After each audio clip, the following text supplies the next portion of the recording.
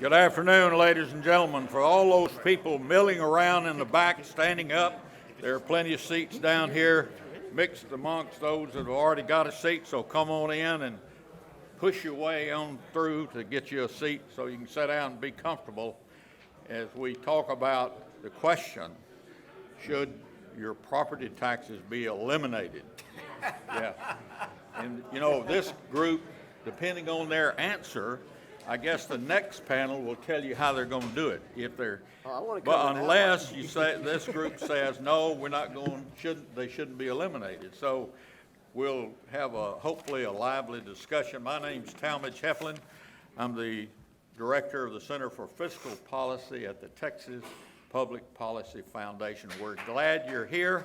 We hope that you'll listen closely to our panel and then engage in Q&A when that time comes.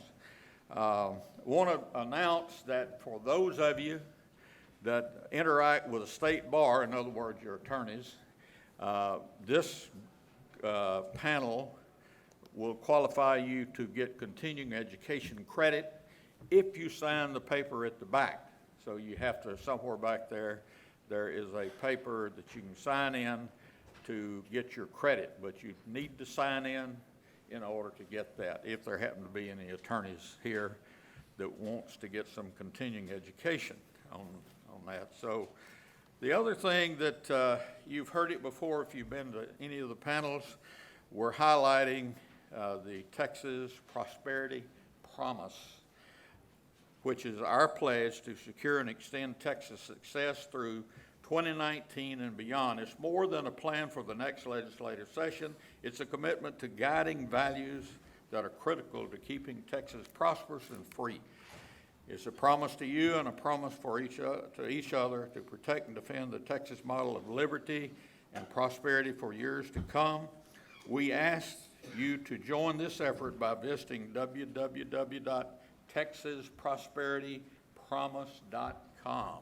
We hope you'll go there and sign up and make a commitment for the Texas Prosperity Promise.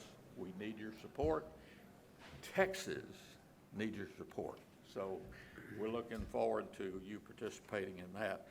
We've got 4 very knowledgeable panelists to talk about this subject. And I'll introduce them all in the beginning, and they'll present in the order that they're sitting. How did that happen? That's The name we must have done that on purpose. So anyway, first we have Senator Don Huffines, first elected to the Texas Senate in 2014, served his first term during the 84th legislature in 2015, also served as a delegate to the 2008 and 2012 Republican National Conventions as an alternate delegate in 2016. Don's legislative priorities include protecting private property rights, lowering taxes, securing our border, advocating for school choice, increasing voter integrity, limiting the size of government, budget transparency, eliminating bureaucratic waste, and ethics reform. Since he got all that done, yeah. I don't know what he's going to work on next session. Then we have, whatever y'all tell me. And we have Representative James White, who he used to run one of the Senate districts down in Harris County years ago when I first met James.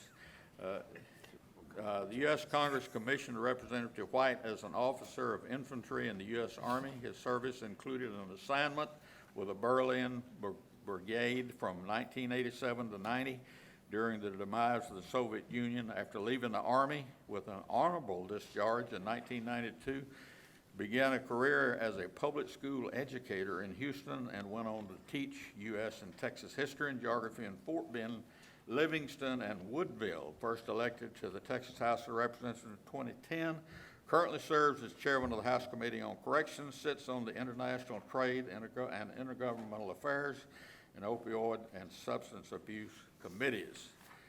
And we have Dr. Wayne Weingarten, senior fellow at the Pacific Research Institute. Policy research explores the connection between macroeconomic policies and economic outcomes with a focus on fiscal and regulatory policies. Editorials have been published in outlets such as USA Today, the Wall Street Journal, Investors, Business Daily, The Hill, Forbes, and the Chicago Tribune.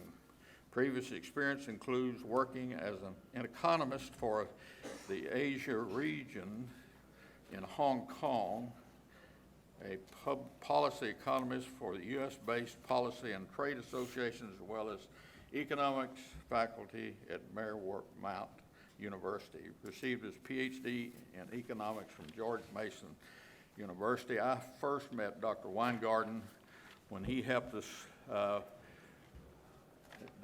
team that Dr. Laffer headed up to tell us how to eliminate the property tax several years ago. It's been several years, but it's still an applicable piece of research.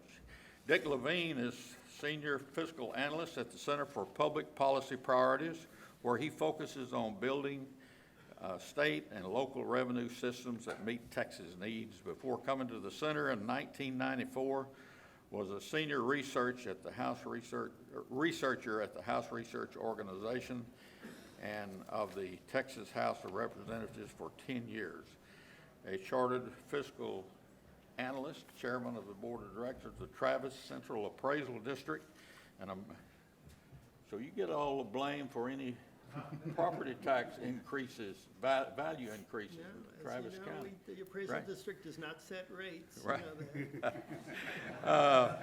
And a member of the executive board of the AFSCME Texas Retirees, the statewide union of retired public employees. The Equity Center named him in 2011 champion for equity for his work to reform our tax system to ensure it can adequately support public education and other public services. You may find that among our panelists, there may be a difference of opinion about the answer to this question, should we eliminate the property taxes? So I'm looking forward to a lot of good information and a spirited conversation. Senator Huffines. Yes, sir. Thank you, Mr. Heflin. Well, hello, Patriots. Hello.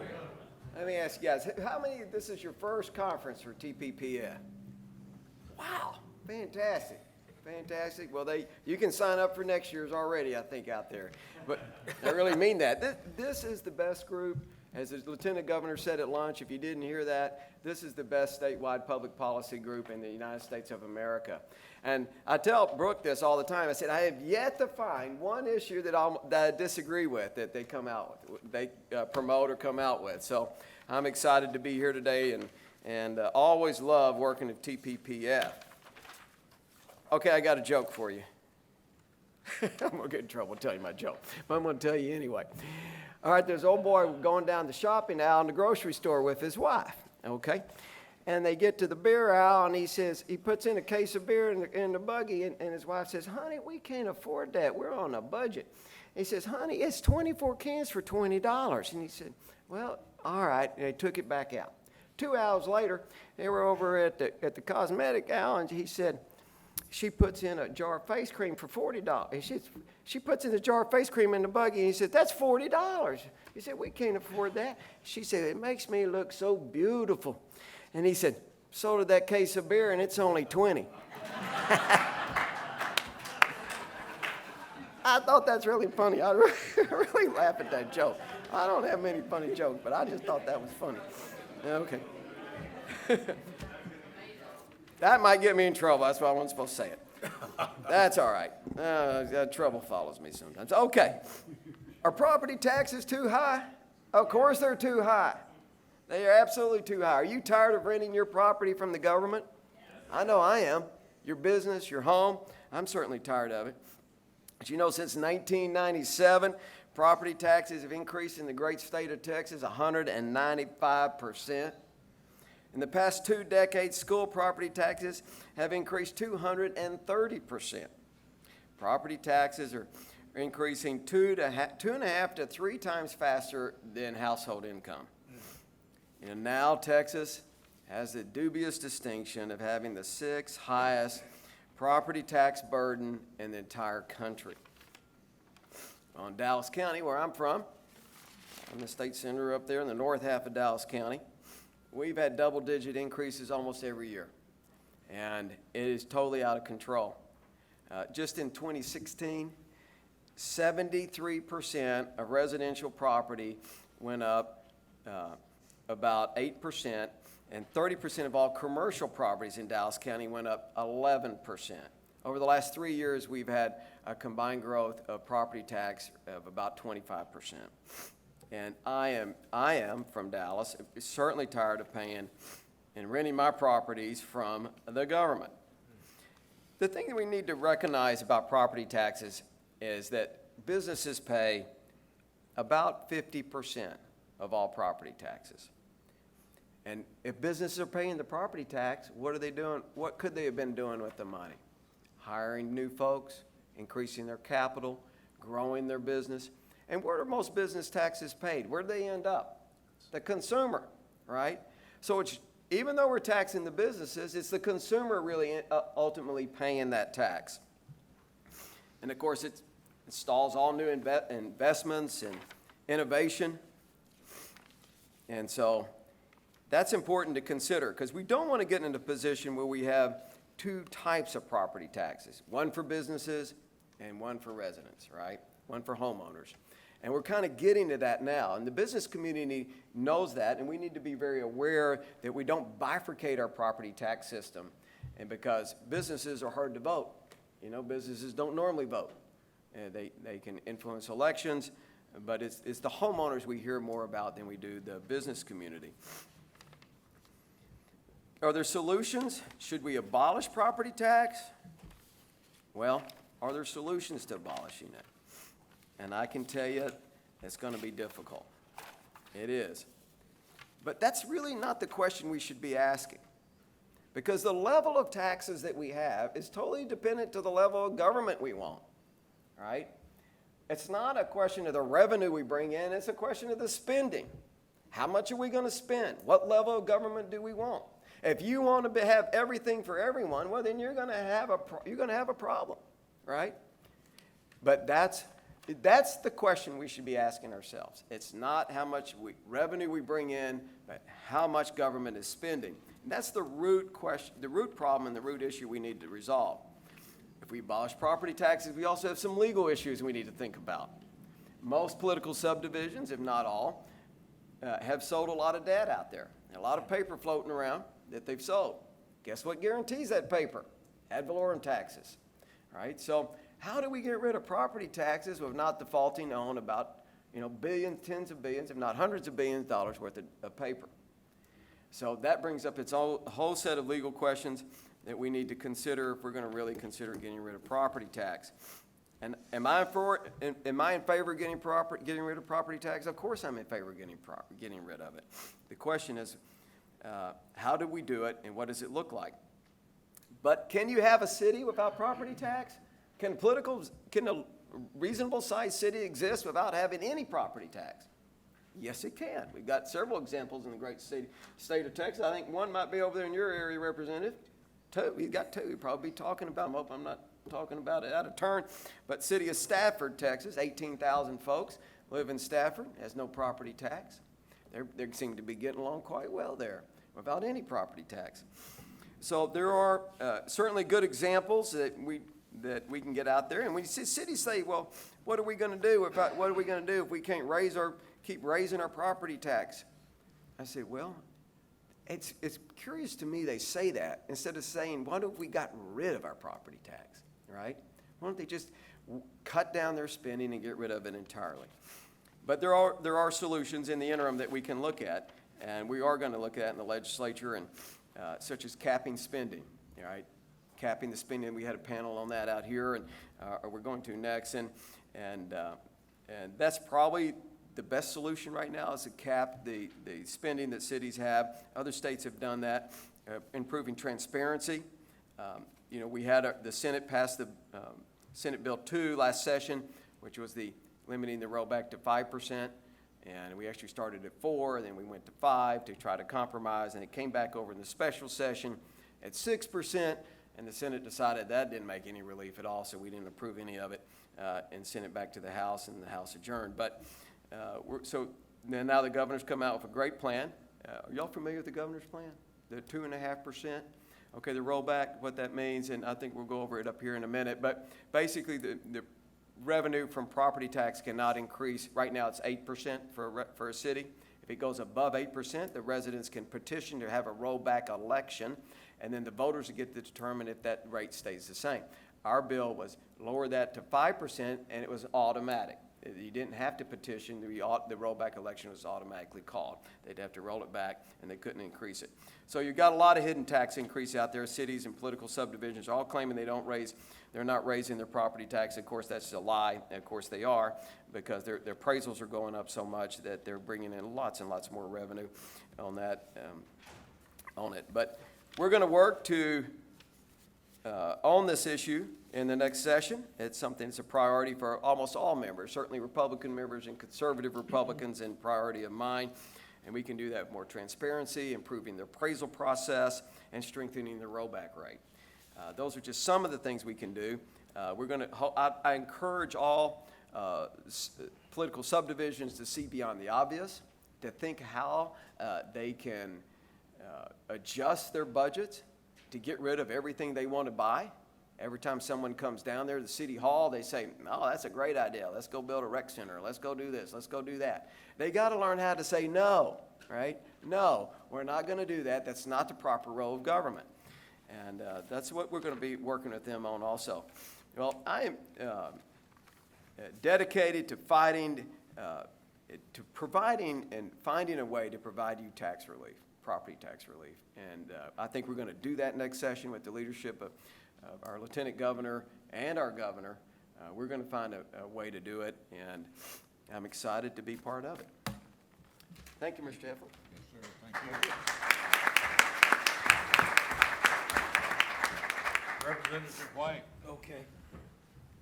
Thank you very much, Talmadge. Good afternoon. I want to thank you all for inviting me. I probably won't be as long and colorful as the senator, but he put out a lot of good statistics there, and they're two probably very well researched and brief guys coming up behind me. Before I was elected to the legislature, I was a government economics teacher, and I think a lot of this can be summed up in the first 10 to 15 pages of any college or high school economics textbook. And you'll probably see a diagram of I think it's called the economic circular flow model. Okay, it talks about firms and businesses. You know, firms create profits and revenues, and those flow into households as wages, and somehow those households flow those things back into businesses and different types of factors of production. And then you see where these arrows are going left and right, you know, inside the circle. You know, arrows going out, arrows going in. If you can kind of visualize, I should have brought the textbook so you could just see it. Well, that's government. And it's the idea that these government goods and services, you know, don't necessarily directly create more wealth. They obviously facilitate the creation of wealth by households and businesses. Okay, so I think the senator brings up a good point. You know, you can't tax more than the sustenance of the people. So if you have seniors on fixed income, I have a lot of seniors on fixed income in my district. Actually, those two cities are not Stafford. Stafford is way, way, way over to the west of me, Senator. Livingston and Lumberton do not have an ad valorem tax. They just do it all on franchise taxes like utilities, that sort of thing, and sales taxes. But putting that aside, government cannot take more than the sustenance of the people. I believe that was 14th or 15th century philosopher, Althusius said that. Eventually, this all becomes a math problem. So if any government, And we have some real models where this has happened. Soviet Union, Cuba, okay? When if you're taking 5, 6, 7, 8, 9, 10, 12%, using some of these figures that the senator threw out, and the people's production or their creation of wealth is only 2 or 3%, for whatever reason, eventually the math problem is going to run out, and you're going to be at a negative. So you've got to find a way that you got to always think about that. Now, the question, and I got to hurry up and ask the question, because this is election season. So I think people are out there with a cell phone camera. What was the question? Eliminate property taxes. So especially if you run in a Republican primary, the answer is like yes, right? Okay. So you got to answer the question. But I think a more thoughtful answer, and probably even a more thoughtful question, is if yes, how? Because you don't want to get in a situation where you have a concentration of power in Austin if all the money is going to Austin. I know, for example, people in Devil's Pocket, that's actually a community in my district, they don't want to pay for a hospital district in Dallas, okay? And no one in Dallas probably wants to pay for a school gym, a basketball gym in Burkeville. So we get that, okay? So you try to ask yourself, well, yes, we do want to lower the burden on property taxpayers because that's far fewer taxpayers than the population as a whole, right? So how do you do it? Now, in the special session, I authored House Bill 358. And I looked at what part of the property tax or which property tax could we swap. Okay, so you could swap it or swap a portion of it, say, with the sales tax. And House Bill 358 zeroes in on the maintenance and operation. It's usually that part of the property tax or that part of the public education debate that usually gets us into litigation the most, the maintenance and operation, the day-to-day, funding the day-to-day operations of schools. With that, Article 7, Section 1 sort of suggests that the legislature should, if not paying for most of it, not paying all of it, should be paying for most of the maintenance and operation. So just to give you an example, raising the sales tax, the state sales tax 1 cent. Now it's at, I think, 6.25, raising it to 7.25. We're bringing in billions and billions of dollars of revenue. And you swap that with a tax compression, property tax compression at the local level, sort of what we did back in 2005. So right now, the max rate on the school M&O is $1.17. If my bill would have passed, that would have went down to 81.5 cents.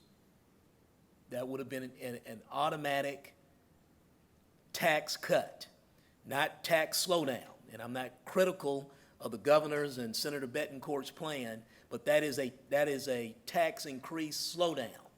I don't know about Dallas or Austin or wherever you at, but in my district, the people want to see a tax cut. They want to get a bill at least 1 year where there is a cut. They understand that prices generally rise from year to year. They understand that. But they want to see a tax cut. And this piece of legislation would have delivered a tax cut. Now, going to some of these other schemes where you have the tax increase slowdown, sort of, instead of having an 8% rollback, you have a 4% or 5%. I think the governor's talked about a 2.5%. All of those are good things to talk about. However, we have a flip side to that, is in this state, the legislature, I don't think I voted for any. There are people here from different organizations that will probably have blogs and point out that actually I did vote for one. But it's called unfunded mandates. For example, because I do a lot of stuff in corrections. I don't know how I got over here on property taxes, but, okay, but I'm over here. But here's a scenario. Indigent defense. I believe the Constitution and Supreme Court case law charges the legislatures or the states with ensuring that indigent accused have monies for defense in criminal cases. All right? Over the years, your counties are paying 90% of that tab, and the legislature is funding 10%. Getting that to about even, that would potentially result in a tax cut. So the amount of time that it takes TDCJ to go pick up inmates after your juries have convicted felons. They're sitting in your county jails waiting on TDC to pick them up. I think we have it down to about 10 to 14 days now. At one time, it was weeks and weeks and weeks. That is what we call an unfunded mandate. We're still working with TDCJ. They're great folks. We're still talking to them. I don't know why that's an issue. It seems like you could just drive a bus, put them on the bus. I used to be a school teacher, right? So you put people on the bus every day, and you drive them to school. It seemed like you could do the same thing in corrections. You could send a bus to Harris County every day, have regular pickups and put the felons on the bus and send them to TDCJ. Okay, but that is what we call an unfunded mandate. So the legislature and all the other important stakeholders in this debate, it's all great and fine to point the finger at the local governments, the counties, the water boards, the cities, but we also need to do something to stem, not just say we won't do unfunded mandates anymore. I believe that was one of the ideas in one of these proposals. Let's also go back and roll back unfunded mandates as well. So I'm going to go ahead and yield the balance of my time. Thank you so much, and I will enjoy listening to my other colleagues.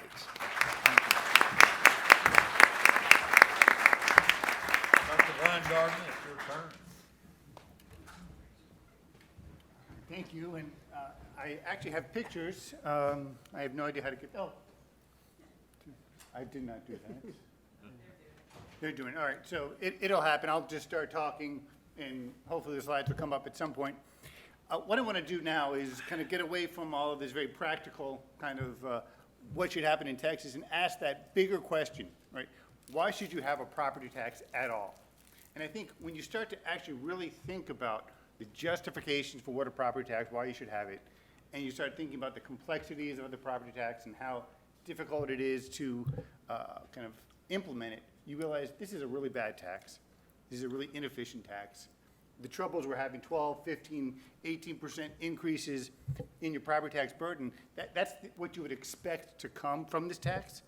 And so what I hope to kind of give you is that academic kind of stiffening of your spine, because it is not going to be easy. You have the school funding, and that's a mess in and of itself, right? But you have that connected, you have the bond, you have a lot of issues connected to the property taxes. And so it's not going to be easy. And so when I'm talking here, it's going to seem like it's easy, and it's not, but it's worth doing. And I think that's kind of the big theme. Hopefully I'm doing that. Yeah. So I thought let's kind of start with big picture, right? And I'm sure everyone in this room is aware of the fact. If not, well, you're about to learn. Texas is a low tax state, right?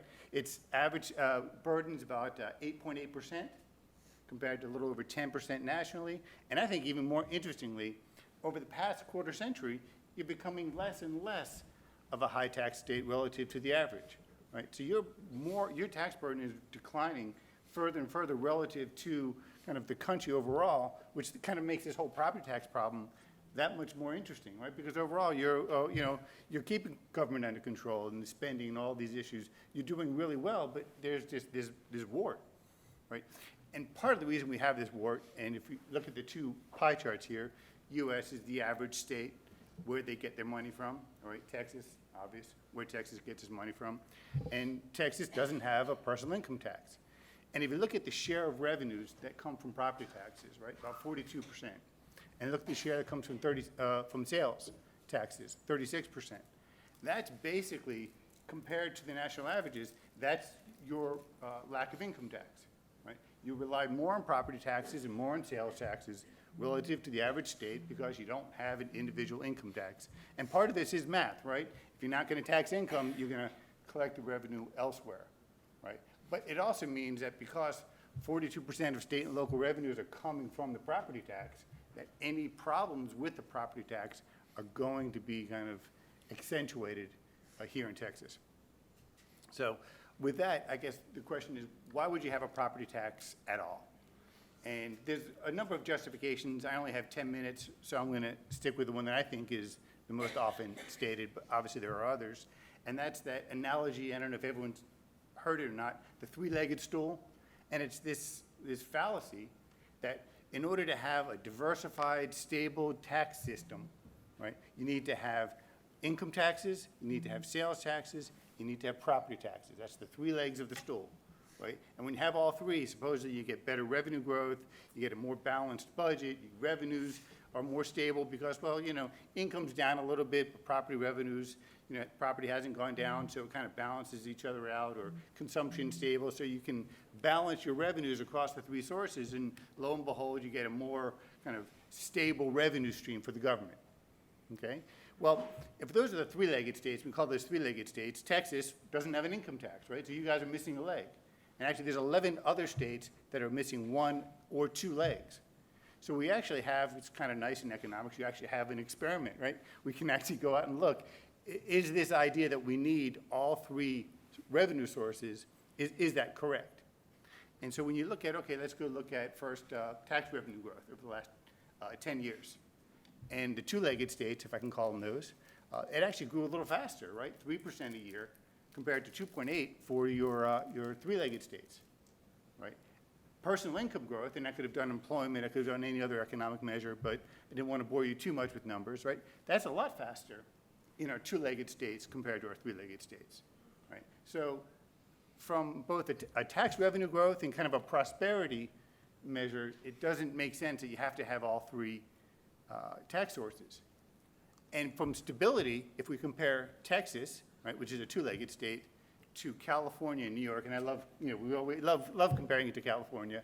PRI, we're headquartered in California. They're the three-legged states. And if you look at kind of the black line in both of those charts, which is Texas' annual percentage growth in total tax revenues, and you compare that to the colored lines, you can see the colored lines are kind of whipping around, right? And that's because Texas has a less volatile tax system than both California and New York, which has a three-legged system, which the whole idea of having the three three tax sources is to have a more stable revenue system. And that's not the case. And the reason is because it's based on a fallacy. It's that the fact that you don't need all three tax revenue sources or any particular source to create revenue. Unstable revenues comes from one thing, and that's progressive taxes. And that actually makes sense, right? If you imagine, you know, take California, right? I mean, by the way, a little digression on California. You know, right now, even after the federal tax cut, if you're in the highest tax bracket in California, the government takes more than half of everything you earn. I mean, it's just astounding to me. But anyway, okay, coming back from that. So if you have that tax system, right, and you start, you know, getting prosperous, all of a sudden you get more income, and that income gets taxed at higher and higher rates, you get this surge of income in good times. Then, of course, when the recessions come, and recessions always come, right, you get less income, and that less income is taxed at lower rates, and so you get those kind of surges. That's what causes instability. You don't need income taxes and property taxes and sales taxes to create a stable tax system. You need, actually, the ideal is a low, flat rate tax on the broadest base possible. That's the goal. That's what the tax system we want to see. And so that each one of the taxes you have, the sales tax, the severance taxes, property taxes, it has to stand and fall on its own merits on whether or not it actually fits the criteria of what a good tax is. And I'm not going to go through all of these. These are kind of, if you go to any public finance textbook and you go through what are the attributes of a sound tax, those are the things they'll throw at you. And basically, it's the things that make sense. It's got to have adequate revenues, right? Not too much revenues, but not too little revenues, right? It's got to raise enough revenues to do the functions government needs to do. It has to be what we call efficient, but basically not discourage economic growth too much. All taxes discourage, we want to minimize that. But it should be transparent, right? So that taxpayers know what they're paying. They know what they're paying not only this year, but next year and the year after that. It needs to be simple, not costly to administer, because the costlier, you see where I'm going with this, 5 minutes left, the costlier it is to administer your tax, right? The more kind of waste we have, right? So we want something that's not costly and avoid double taxation. That's something that the senator said, which I picked up on. When you use property taxes, right, when the businesses pay property taxes, right, well, now all of a sudden you kind of have a double taxation going on, right, because you have the property tax gets built into the price of the product, which then has a sales tax, and now you're taxing a tax. You know, a lot of this just doesn't make sense. So when you look at the property tax compared to the criteria, and since I'm running out of time, I'll just skip through this, but the bottom line is it doesn't fit the criteria, right? You're taxing unrealized capital gains. Right? I buy a home, I don't have any more income. My home's value is going up. 12% increase in my tax revenues, my income's not going up anymore. You're taxing unrealized capital gains. That makes no sense. On top of it, you're taxing, it's not even an actual transaction, right? You're taxing an assessed value, right? Well, you know, my dad always taught me something is worth what someone's willing to pay for it. And until someone's willing to pay for it, you don't know what your house is worth. And so, you know, that part of it doesn't make sense.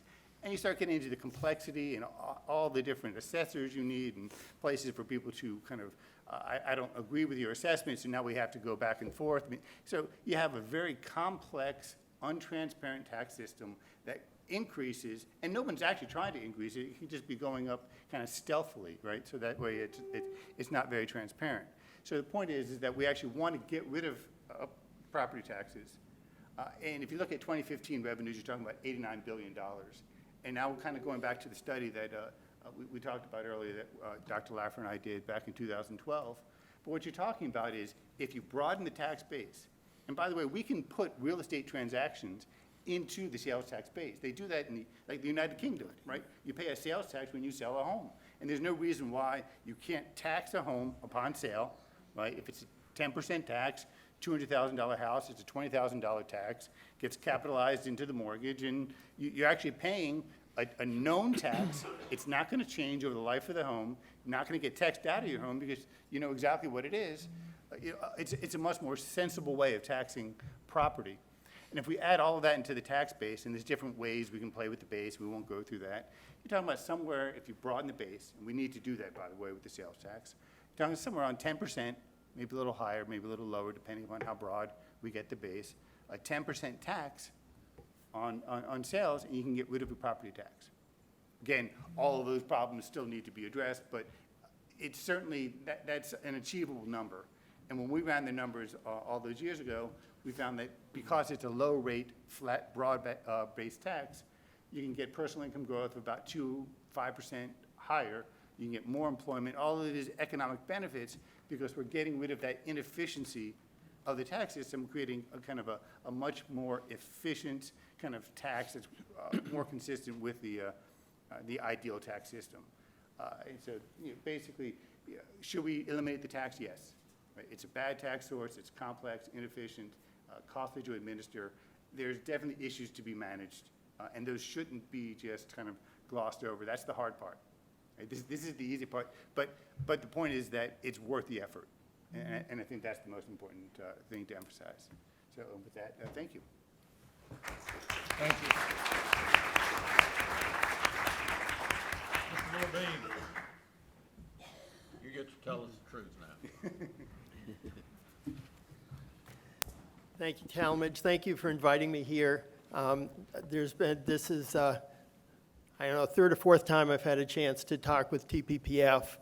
And in fact, there are several things, if you don't put that up yet, there are a couple of things that I agree with totally. I was following the Twitter feed yesterday from this conference, and there was stuff coming from the Right on Crime session about bail, and I retweeted it. I agreed with it absolutely. I know that TPPF has problems with a lot of the business tax incentives. It may be for slightly different reasons, but I think we agree that it's a waste of money. It sometimes rewards companies that would have come here anyway. It rewards outside companies to the detriment of companies that are already in Texas. and doing good business here. So we have that in overlap. And in fact, interestingly, I overlap a lot with what the professor, you'll see some of our slides are almost the same, and the issues he raises are very similar to the issues I address, but we come to slightly different conclusions.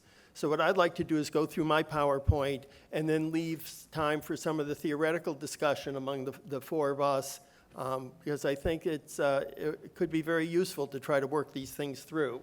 But now let's start with, should Texas eliminate the property tax? And my answer is no. This is where we separate. Ha! Okay, you've been warned.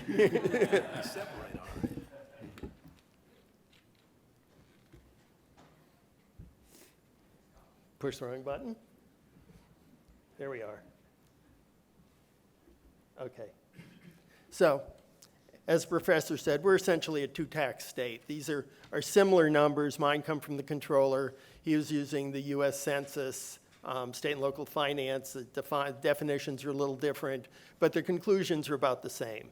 Texas lives pretty much on the sales and property tax. You can see the big pie there is all taxes paid in Texas. About half of them are property taxes. And when you look at the sales tax, both the state sales tax, which is 6.25%, and the local sales tax, which can be up to 2 cents, and it's usually in urban areas, it's the city and the transit authority in most cases. That's about another third. And then down around 7 o'clock there, other state taxes, that's everything. That's the severance tax, that's the alcohol tax, that's the gasoline tax, insurance premium tax, all other taxes. So essentially, it's property and sales. And then the smaller pie on the right is where the sales tax goes. About half of it goes to schools, and the other half gets split pretty much evenly between cities and counties and special districts, which means community colleges, hospital districts, and then all the other, however many thousands of there are now, of all sorts of other little bitty special districts. Now, who pays? I think that the senator may have mentioned this, which is it's mainly homeowners, or at least single-family residential, includes rentals, of course, but it's single-family homes, and most of the rest is commercial and industrial. You can see that ag land is just a teeny round 10 o'clock there, is just a teeny little sliver because of the ag exemption. Whatever their market value is, they really only have to pay on what's called their productivity value. So it's only tiny. Oil and gas, these numbers are a little bit out of date. That's possibly a little bit bigger now. Multifamily residential, one important thing to remember about this is it's being paid by the owner of the apartment house, but in the end, the final incidence, the final burden is on the renter. Obviously, if you're the landlord and you're having to pay property taxes along with your other expenses, you figure that out, you add that in to the cost of, to what you're gonna charge in rent. So even renters pay property taxes, and you can see there's other odds and ends, obviously. But when we're talking about who pays, it's homeowners and it's businesses. Now, let's start talking numbers. This is similar to the pie chart I showed you. About half of all the taxes are property taxes, about a third are sales taxes, and about 20% is everything else. But what we're gonna do is start looking at that $52.2 billion. That's how much is coming in all property taxes, and now I wanna go through some of the numbers to see what it would take if you wanted to if you wanted to eliminate property taxes and replace them with the sales tax, what would it take? So first, this is where as I mentioned, about half of the property tax goes to schools.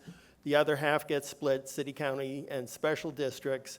So I'm gonna start with the easy part, with just schools. I think the representative mentioned the school M&O tax. That's a maintenance and operations tax. That's for annual expenses. It's mainly salaries, teacher salaries and other salaries, utilities, gas or diesel for the school buses. In addition, there's the INS, which stands for Interest and Sinking Fund. That's the debt service tax. Those are for the bonds that the school districts have floated. Obviously, and I think somebody else has mentioned this, that would be a lot more difficult to replace because those are all bond covenants. Whoever bought those bonds bought them knowing that there's a certain amount of property that's being taxed, and the tax rate will change in order to maintain those payments. So the easiest subdivision of all property taxes to look at is the school M&O tax. So that's going to be our target. The current school M&O tax, about $25 billion. The current sales tax coming in at 6.25% is about $30 billion.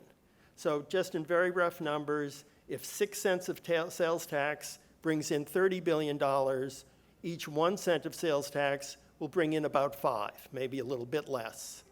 And what we're aiming for is a total revenue of about $55 billion. That's the current school M&O sales property tax plus the current state sales tax, which we'd want to continue for all the other things that the state has to pay for. So 55 divided by 5 comes out to about 11. Well, how come I said 13 there? The reason is, obviously, as the sales tax goes up, the total price to the consumer is going to go up, and they're going to buy less. So you won't collect $5 billion per penny anymore. You'll be collecting a little less. So you need to raise the sales tax a little higher to bring in that revenue. And there have been bills filed, and the LBB has written the fiscal notes, and so that's the official estimate. And they estimated that to bring in roughly $55 billion would really require a 13% state sales tax. Plus, we're going to leave the cities and counties alone for the moment, so they get their 2 cents. We're up to 15-cent sales tax, or in other words, more than double what the current it's not quite double what the current total sales tax is, but it would be an increase from 6.25 to 13. That's more than double in the state sales tax. So here we are. These are all the states. Some of them don't even have a sales tax. You can see, well, you can't see because it's too tiny, but it's Oregon, New Hampshire, I can't read the other two, Montana, and Delaware. Thank you. And you can see where we are. We're smack dab in the middle, 24th out of all the states. And you can see on the chart we're the red line in the middle. So that's all right. You know, we don't stand out. It doesn't have really any impact one way or the other in business locations. But if you go up to 15% that I said was necessary just to replace the school M&O taxes, you can see what happens. We're on the far left, and we're significantly higher than any other state. This makes it very difficult for businesses in Texas because what they will have to charge their customers is significantly higher than they would have to charge their customers if they were selling in any other state. So why sell in Texas? Now, this is another issue that's already been raised, and I think we may agree on this. There's a real problem with local control, because now you're centralizing all the school taxes, and they're all going to come into the state and then have to be distributed back out to the state. So let me remind you that actually there was a compression done in 2006. I think the representative mentioned he'd like to compress taxes, and it's been done once. It was in response to the state Supreme Court opinion in 2005. School districts went to the Supreme Court and said, look, we're all taxing at $1.50, which was the maximum rate at the time, and we have to do this because of the state's requirements for accreditation. In other words, the state is forcing us all to be at this very same tax rate. Well, that's essentially a state property tax, and you may know the Texas Constitution prohibits a state property tax. I think that was done in like 1979, around the same time as the tax wrote in California. So the Supreme Court said, you are right, that is an unconstitutional system. What the legislature did is they said, okay, everybody that's at $1.50, you have to drop your rates by a third to $1, but don't worry, we will make it up to you in state aid, so you'll be no worse off. And then they reformed the franchise tax. It's now referred to as the margins tax because it's being calculated differently than it was before. And that's how we got down to $1. And then schools could go back up from that. And they could get, for, I don't want to get too complex here, but the first 6 pennies up over $1 were called golden pennies because they were very highly enriched. The state promised school districts that they would get actually a yield pegged to Austin's yield. Austin, is a very property wealthy city. And they could go up to $1.04 with a vote of the school board, but above that, they would have to go to their voters. So out of our 1,000 school districts, 900 and some went to $1.04 right away. I mean, it was a bargain, and they took it. But from now on, almost every school district in the state needs voter approval to raise their tax rates. So we already have something similar to the rollback rate that I think the senator mentioned, where you need voter approval. Only here, it's for any increase in property tax. You already have a property tax with a lot of taxpayer protections in it. And then the second point is, if there were no local school property taxes, communities would lose touch with their schools. You could no longer get together and say, look, we think it is worth it to us to raise our property taxes so we can reduce class size, or we can pay our teachers more, or whatever it is they think the needs of their own community are. They would lose that control. There would be nothing they could do if they wanted to put more money into their schools, except go to the legislature and ask for more money, but then everybody would get more money. So obviously the amount that would come down to their specific district would just be dust.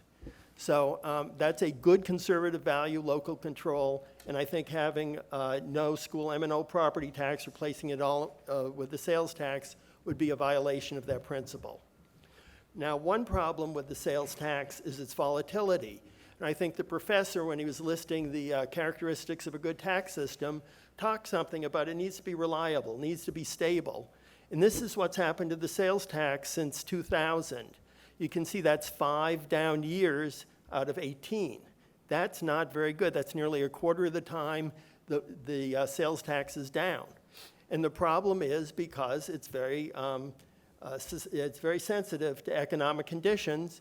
And we had, certainly in 2009 and 10, we had some real problems, and also earlier and actually more recently.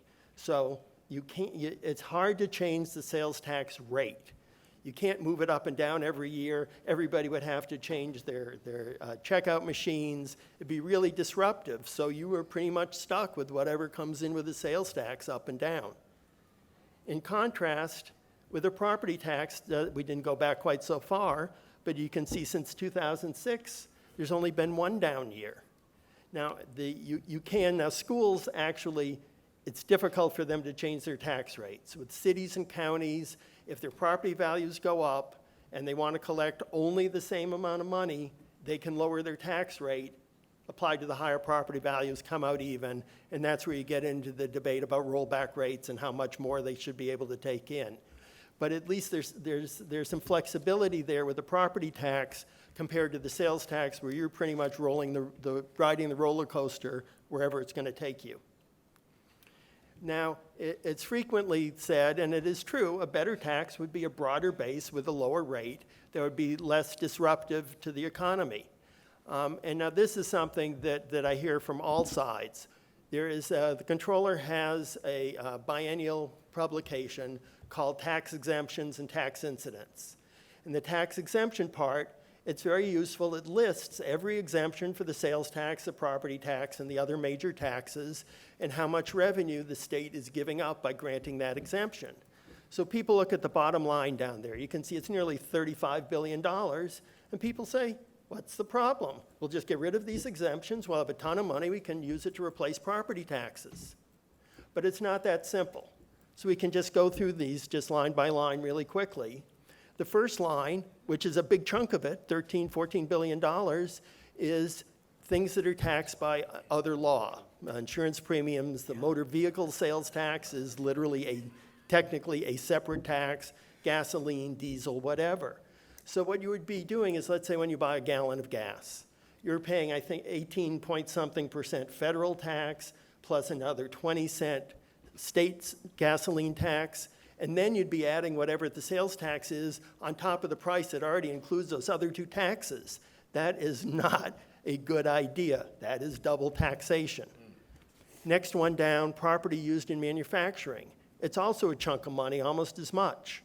And that's in materials and machinery and packaging.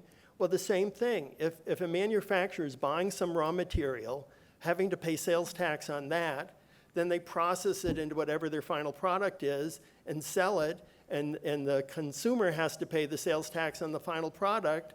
They're paying a sales tax based in part on the tax that was on the raw material.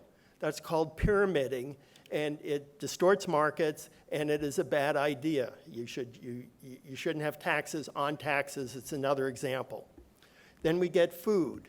This is something that even from the beginning of the sales tax in Texas in 1960, whatever, we have not taxed groceries. And I think the feeling is there are certain necessities of life that should be available to you without having to pay taxes in order to get them. Groceries is one. The next one down, gas and electricity, includes residential gas and electricity. And then manufacturing, mining, which is oil and gas, and agricultural is similar to the property used in manufacturing, where they need to use the gas and electricity to do whatever their end product is, and you'd have 2 layers of taxation.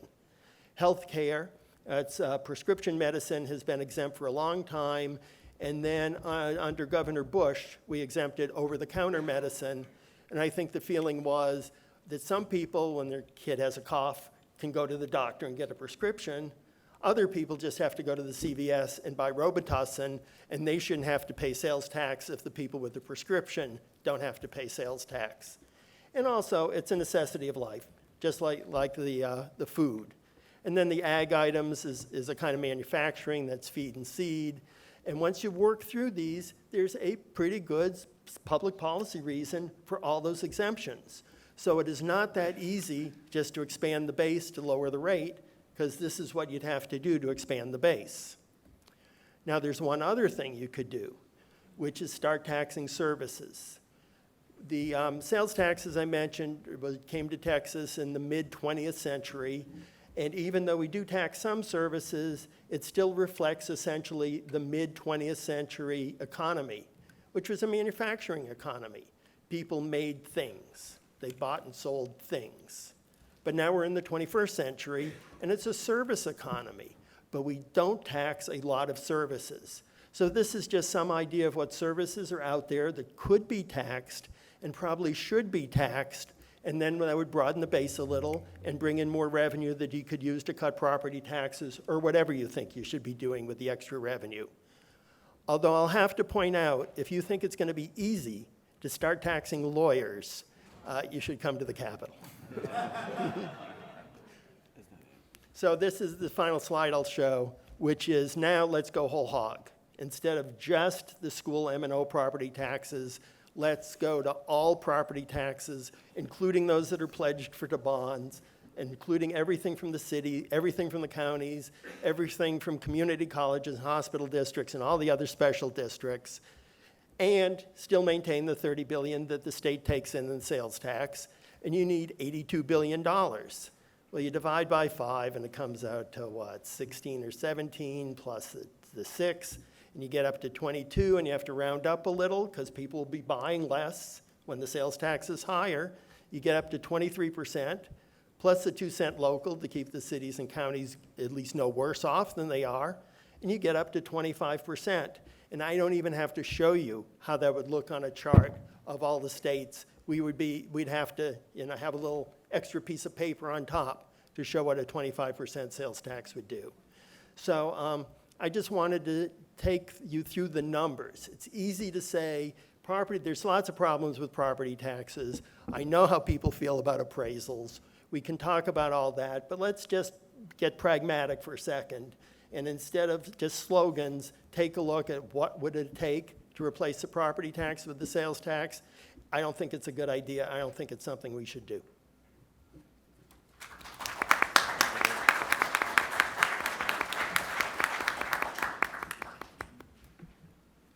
Do any of the panelists have a question of any other panelist based on what you've heard in the presentations? Now's your chance if you'd like to do that. Question? Yeah, think it's hot. It's on. Yeah, I think it's hot already. I just want to say, those that are not taking this class for continuing ed, we decided to go to a multiple choice final exam. You pick it up on your way out instead of the essay. My wife thinks I'm funny. Any others? No. Dick, I currently do most of the grocery shopping for our household. And the other day, I decided I didn't want to do any cooking. So when I was at HEB, that's the grocery store in Dripping Springs that we use, I dropped by the little stand that has the rotisserie chickens on it, already cooked, and threw it in the cart along with a little bit of almond milk and some water and some other items. And lo and behold, I get up to the checkout and they put a sales tax on my chicken.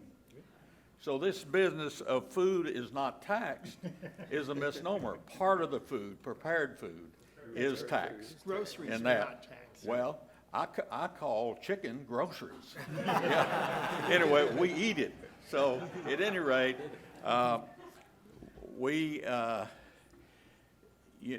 numbers are important objects.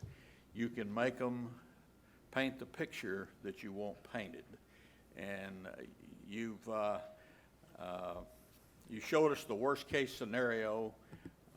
We've got information that shows that there are ways that you can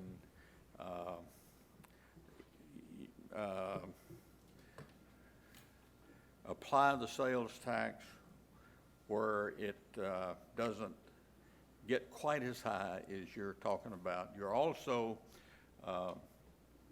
no one brought up the fact really, well, Dr. Weingarten, I think, hit it in passing, that there is a positive economic impact if you do away with the property tax. So you'll end up where you say, well, you'll have to apply more, a higher rate because you won't have as much purchasing done. If you get more income over time, the economy will grow more, and that rate can not come down but not have to be applied. Okay, we have a microphone that's traveling here in the back. Why don't we go back to this gentleman right here in the back?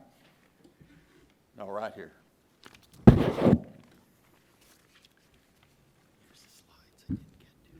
Thank you.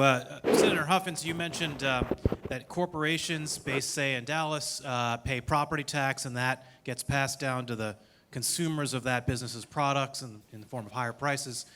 I thought that was interesting because if I think of, say, a Fortune 500 company headquartered in Dallas, or maybe a software company headquartered in Austin, whose products are sold globally, the sales tax that they charge for those products is charged in the jurisdiction where the product is purchased. Right? So if a customer in Germany buys that product, they're paying a sales tax in Germany. They're not paying a Texas sales tax on that product. But the value of the property that company owns by being headquartered in Austin comes to Texas. So it wouldn't actually be more efficient to actually have a property tax, because sales taxes on that company's global revenues don't all accrue to Texas, whereas the property value of the company headquartered in Texas does actually accrue to Texas. I think that's a very good point.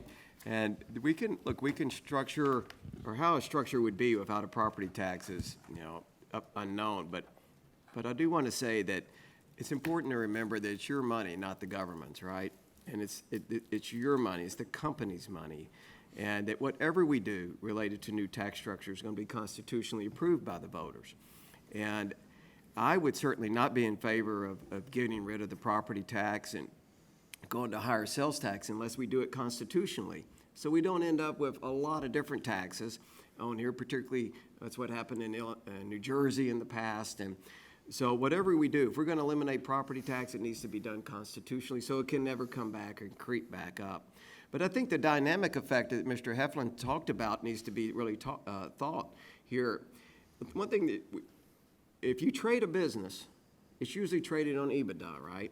And property taxes are generally looked at as a fixed cost and not a variable cost, as income taxes are. And the value of your businesses you're trading are a multiple of their EBITDA, or earnings before interest and taxes, or NOI, or net operating income, if it's rental property. So businesses trade from 5 to 15 multiples. Some businesses will trade for big multiples. So the dynamic effect is obvious. And when you're paying a business, that company, that manufacturing company is paying millions of dollars in property tax, and they go to sell that business, right? That, whatever they were paying could be multiplied by 10 or 20 to the value of that business or that company. And an apartment complex, for instance, the biggest expense an apartment owner, especially a new apartment complex owner, has is property tax.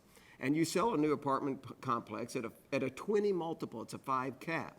So if you're paying $1 million in property tax, which most apartment complexes are, at least if they're valued at $40 million, that property just went up in value $20 million. The wealth effect of getting rid of property tax is off the charts. The dynamic effect, it will create billions, it will create millions and millions and billions of dollars of wealth and thousands of new millionaires overnight when we get rid of property tax. So that dynamic effect has generally not been considered in most of the formulas and the studies that you see being done here, of how much new wealth is going to be created. And what do people do with that money? They spend it. And when they spend it, we're going to capture it with sales tax. Question right here. If you will, keep your questions short, please. Okay, I'll try to keep it short. I'm in Texas because we don't have an income tax. I hate property tax, but I don't like income tax. I don't like other taxes. Other states tried to fix their pain point with property taxes by imposing the income tax. You guys are talking about increasing the sales tax. My question really is about the fact that property tax is local. You're trying to solve this at the state level. And my concern, it goes back to Mr. Lavine's point, that local control, local taxes, the root of the problem is local spending. So wouldn't the real solution be to limit the property tax and have a cap on that, rather than trying to raise a state tax while giving the local jurisdictions the ability to raise property tax? And I would ask the question in the context of what happened in 2005. You tried to put in a franchise tax, which we don't like either. You added more taxes, saying, hey, we're going to lower property tax, and here we are 12 years later, we're still complaining. Question is, going back to 2005, isn't there a problem here in raising state taxes but not being able to actually control local spending and local taxes? Anybody have an answer for that? I'll take it, yeah, there's a big problem. We need to control local spending. No, go ahead. No, give the answer. I guess I would also say, when you're talking about the local, how do you control local spending?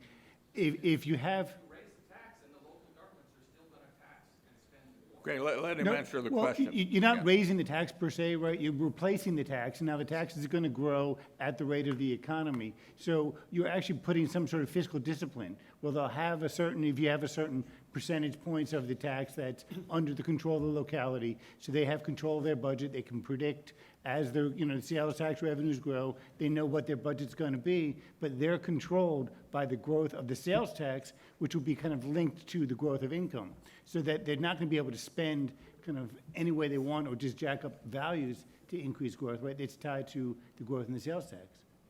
Okay, and let me just say,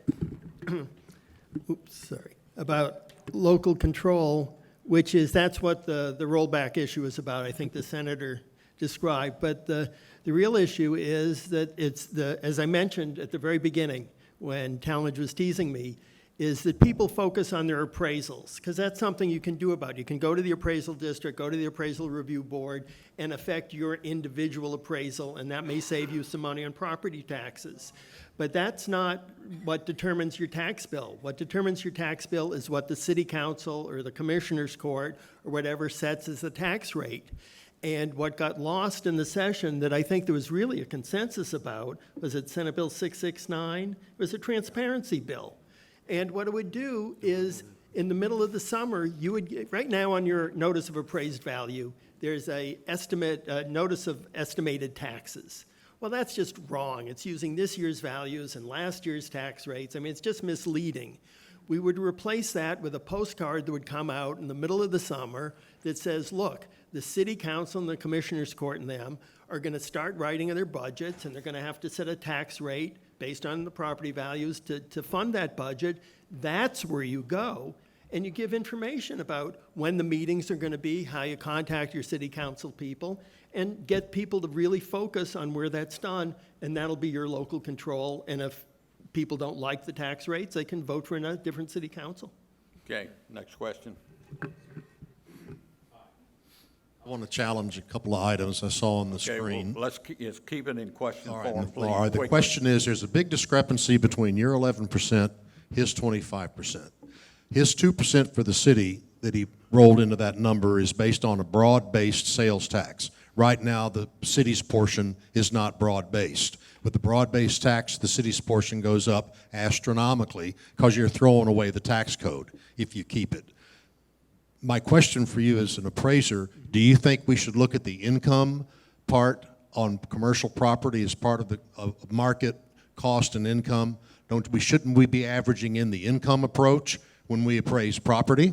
That's just one, and then one more quick one. Answer that, yes or no. Is income approach No, what we're this is supposed not to a do? dialogue. Ask your question so we can get an answer. Yes, We don't income- have time for a Income approach hang is on the there. best, and I think the senator explained. mic. I mean, you pay $1 million for an apartment house, I Mike. mean, 20 million for an apartment house, because you think you're gonna bring in $1 million a year in In Bexar income. County, Texas, they don't look at the income Look, approach. we don't have time for dialogue. Okay. Ask your question. Yeah, okay. Have any other answers for it? No, Okay. no, I mean, if you could hear me, but that's what the senator was saying. You pay 20 million for the apartment house because you know you're gonna be bringing in 1 million in income, and the appraisal district looks at it the other way. He's bringing in 1 million in income, it must be worth $20 million. That's how you do it. It's one of the options, and a good appraisal district, I think, probably uses that option. Okay, next question, please. The problem is the appraisal district. You are correct. But, I can't, I think that mic's off. all right, the root of the problem is the appraisal district. Now, you can fight the appraisal district on the basis of sales value or income approach. The problem is that most of the people that are hearing your case are totally ignorant Question, please. about both of those. So, You know, that was another aspect of one of the bills that I think there was a consensus on that didn't pass, which is much better training for the appraisal review board. I think right now they get 4 hours of training. I think everybody knows that's totally inadequate. There's another issue that's very important when you're talking about the appraisals, though, and this gets to the idea of unrealized capital gains. If you think about your stock portfolios, right, your stock goes up, right? You don't pay taxes just because the value of your portfolio is higher. And so I think one thing that we're missing in this, when you're talking about these appraisals, is that there's no reason to be taxing an unrealized capital gain. And I think that's an important issue that can't be understated. All right, if you would thank our panel for their good input. As you can see, the question, a simple question, should we eliminate the property tax? Yes. Is a complex issue. And then after we decide whether we're going to do it or not, if we don't do it, what do we do about runaway taxation? If we're going to do it, how we're going to do it? That's the topic for 2 more panels next year. Thank y'all. We're glad that you were able to get some questions in. I apologize for interrupting, but we are trying to get as many questions as possible. I hope you enjoy the rest of the conference. We appreciate you being here. We appreciate your support. Thank you very much. And what you think this is